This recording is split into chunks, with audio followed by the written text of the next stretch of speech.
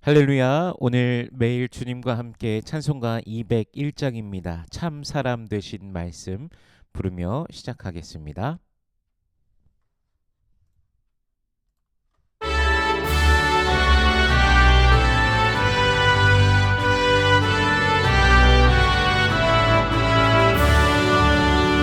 참 사람 되신 말씀 하늘의 지혜요 변하지 않는 진리 온 세상 빛이라 주 말씀 성경에서 찬란히 빛나고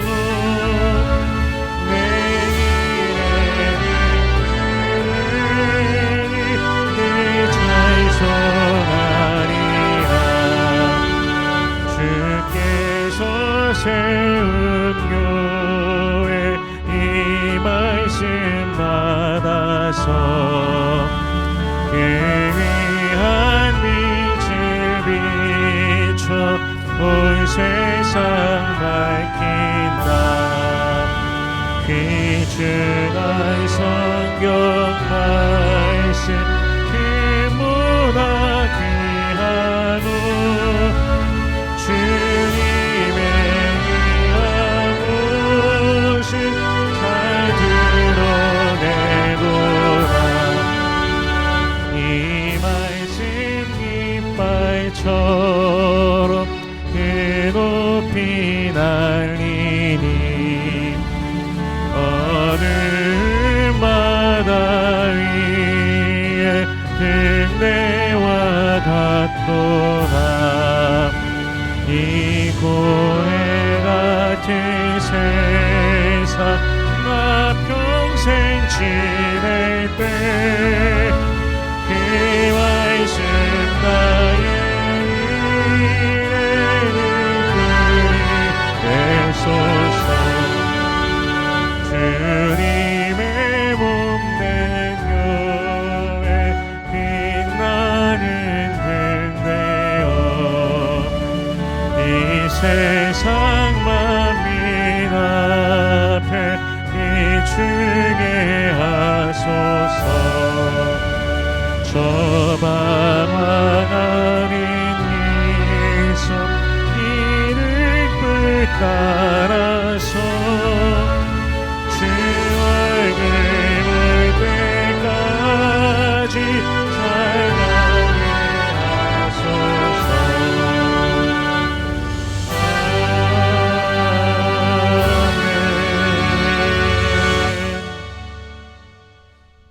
아멘. 오늘 매일 주님과 함께 우리 함께 나눌 말씀은 민수기 12장 1절에서 16절까지의 말씀입니다.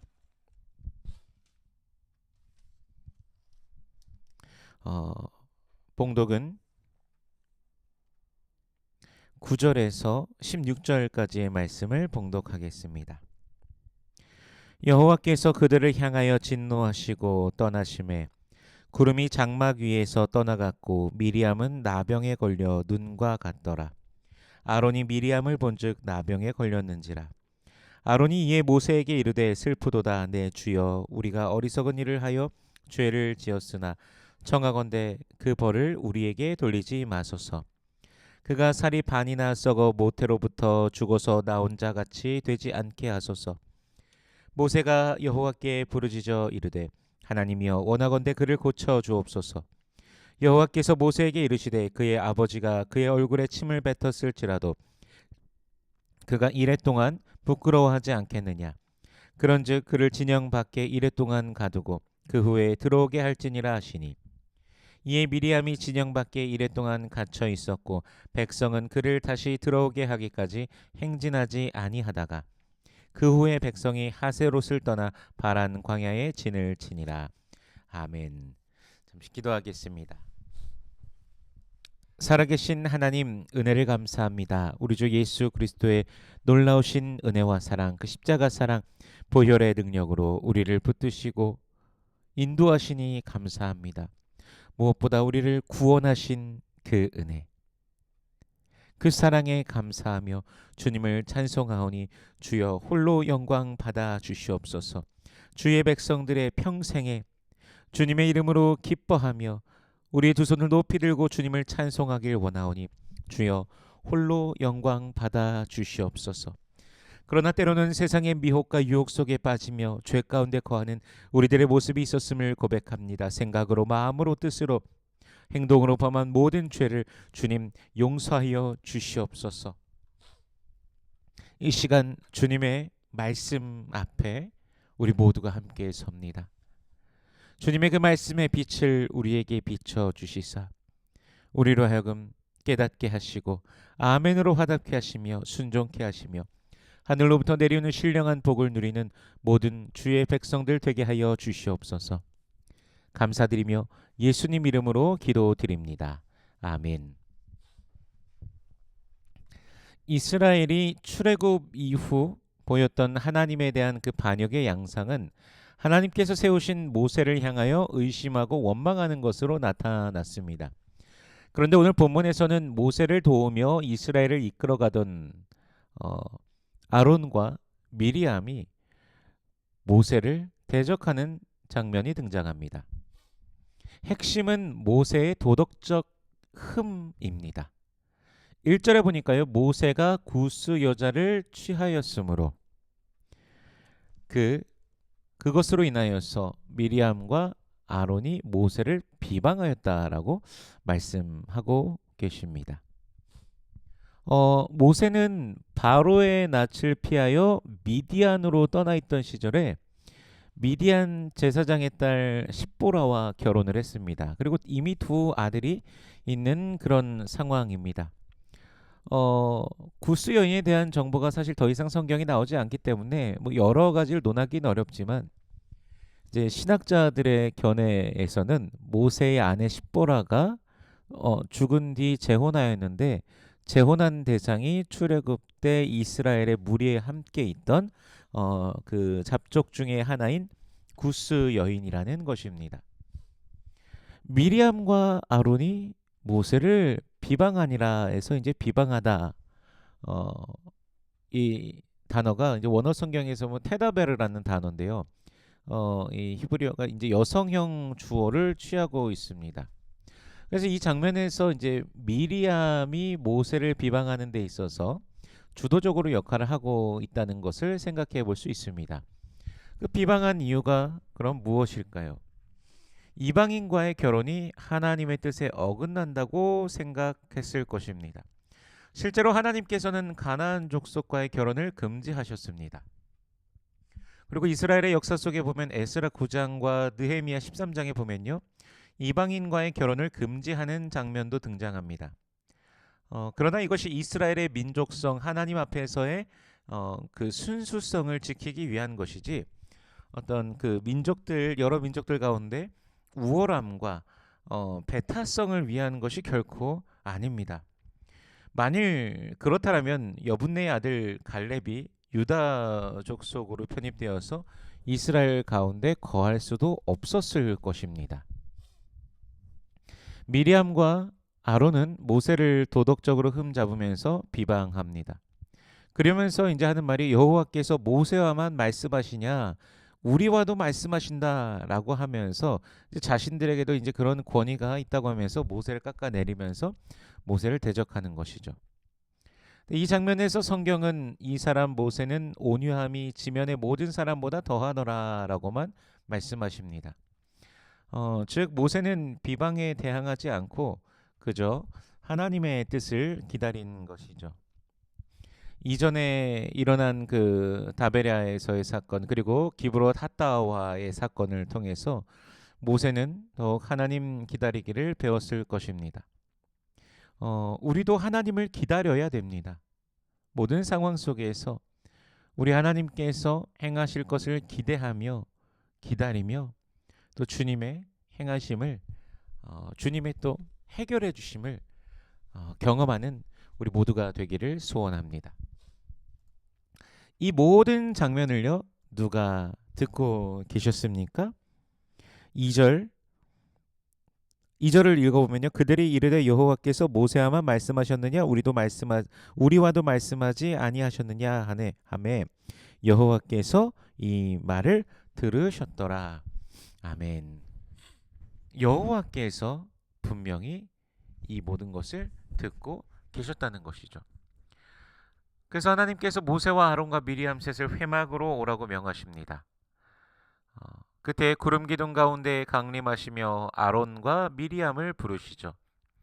자신들에게도 말씀하신다고 자부하던 그들에게 하나님께서는 이렇게 말씀하시죠. 너희 중에 선지자가 있으면 이상으로 알리기도 하고 꿈으로 말하기도 하지만 모세와는 명백히 말하고 은밀한 말로 하지 않는다 라고 하십니다.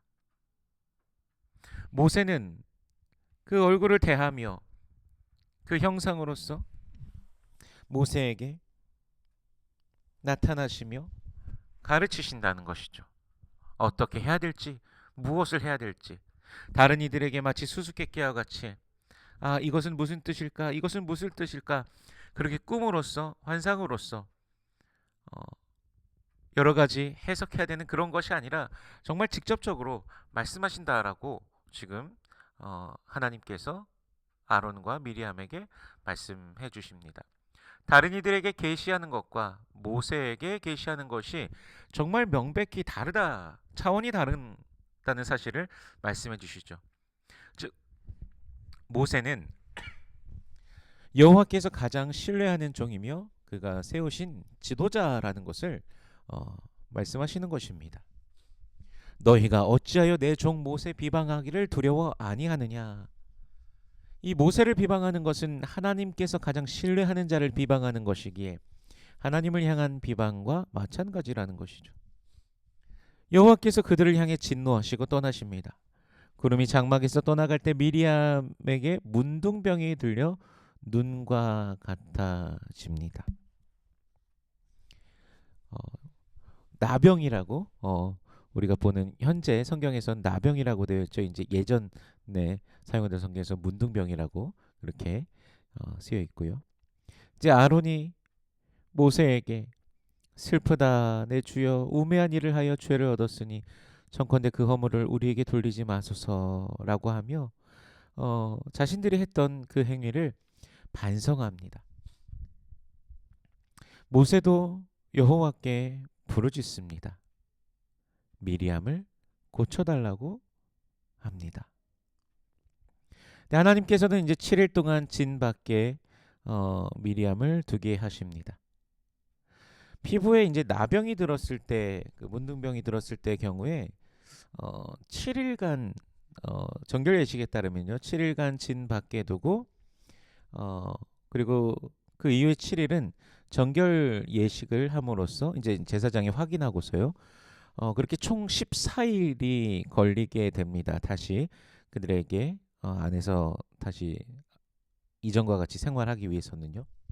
근데 미리암의 경우에는 이제 7일만 다녀오면 됩니다. 하나님께서 그렇게 하도록 하신 것이죠. 이것이 명백하게 하나님께서 이제 미리암의 죄에 대한 대가로서 미리암에게 내리셨다라는 사실을 보여주시는 장면이고 또 다른 이들에게도 이것이 이제 예가 되도록 하신 것이죠. 15절에 보면 미리암이 진 밖에 있는 동안 진행치 아니하였다라고 합니다. 온 이스라엘이 더 움직이지 않은 것이죠. 가나안 땅을 향해 나아가야 되는데 더 이상 움직이지 않고 기다리는 것이죠. 미리암의 역할이 이스라엘 안에서 그렇게 그만큼 또 중요한 역할이었다는 사실을 볼 수 있는 장면입니다. 이 스스로가 의롭다라고 생각하면서 그렇게 행한 것이 오히려 온 공동체를 멈추게 하는 일이 되었다라는 사실을 또 볼 수 있는 그런 장면인 것이죠. 하나님을 향한 반역은 여러 가지 모습으로 등장하게 됩니다. 사람을 향하여서도 나타나기도 하고요. 하나님께서 세운 자들을 향해서 또 반역함으로써도 나타나게 되고 뭐 여러 가지 모습으로 등장하게 됩니다. 이런 모든 상황 중에서 우리는 어떻게 해야 될까요? 아까도 잠깐 나눴지만 본문에 갑자기 등장하는 이 사람 모세는 온유함이 지면의 모든 사람보다 더하더라. 바로 이 온유함을 우리가 가져야 됩니다. 온유함이란 자기를 낮춤, 괴롭힘을 당함, 겸손함이라는 뜻을 가지고 있습니다. 그러니까 묵묵히 참고 하나님의 뜻을 기다리는 것입니다. 근데 이것이 과연 사람의 힘으로 가능할까요? 어렵습니다. 이것은 오직 성령의 도우심으로만 가능합니다. 그래서 우리는 주님을 기다려야 하는 것이죠. 주님의 뜻을 구하여야 하는 것입니다. 사실 우리에게 여러 가지 상황 속에서 우리도 자신의 그 어떤 것을 드러내고 할 수 있는 그런 여러 가지 상황들이 있지만 그 모든 순간에 우리는 주님의 뜻이 무엇인가? 우리 예수님이라면 어떻게 하실까? 라는 고민을 하며 우리가 일상을 살아가야 합니다. 그것이 바로 구원받은 하나님의 백성들의 참된 그리스도인다운 모습일 것입니다. 우리가 있는 삶의 현장에서 우리 모두가 온유함으로 살아가길 소원합니다.